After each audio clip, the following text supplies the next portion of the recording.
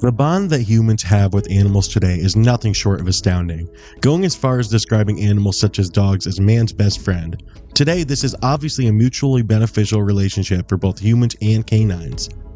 Sadly, that innate friendliness did not work out the same for another canine a long time ago on a once small grouping of remote islands. Meet the friendly Falkland Island Wolf. This is the only land mammal to ever inhabit the Falkland Islands.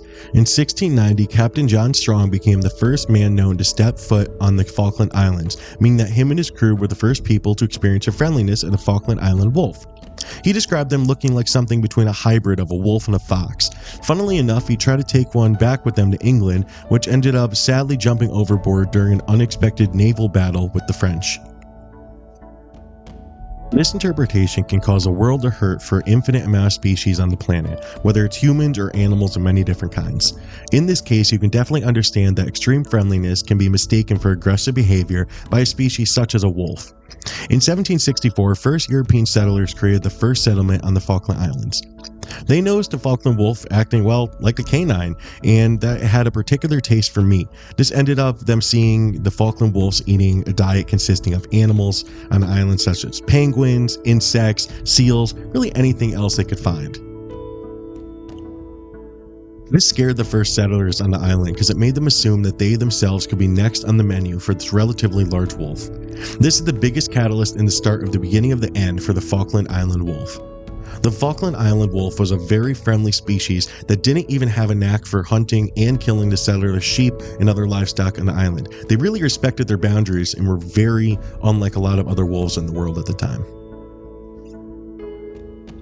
The wolves were so friendly that they would come up to people and even enter their homes and other places of living without attacking them whatsoever. If this had gone differently in a different time, maybe the settlers would have had a little more knowledge about the animal. It's very possible the Falkland Island wolf could have easily become a companion to the early settlers of the island, mirroring the relationship that humans have today with dogs. Sadly, none of this happened. The early settlers in the Falkland Islands really ended up killing these dogs in a myriad of ways, such as poisoning, knives, even burning down their habitats because of their fear of the friendly wolf, and they really loved getting their fur as well. This led to the eventual accepted extinction of the Falkland Island wolf in 1876, when the believed last of its species was killed by a settler when the wolf was occupying the beach of the island. Throughout the many years of interactions between the Europeans in the Falkland Islands, the wolf was observed to never lose its friendliness for the settlers whatsoever, which at the very least is a shining example of friendliness of animals and humans alike can be taken advantage of, at the very least, by ignorant people. The world is full of beautiful and unique animals, and centuries later from this event, we have a very stronger understanding of the animals that roam the earth alongside us. The majority of civilizations today appreciate the friendliness of animals and respect and understand animals that are not so friendly.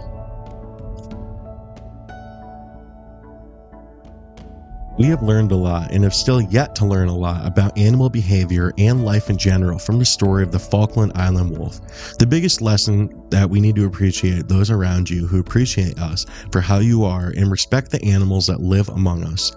If you want to help in the effort to save some critically endangered species in the world today, feel free to click on the few links I put in the description of this video, where you can learn more about some of the planet's amazing animals and even donate to some amazing companies and organizations that make it their life work to conserve the animals in their habitats.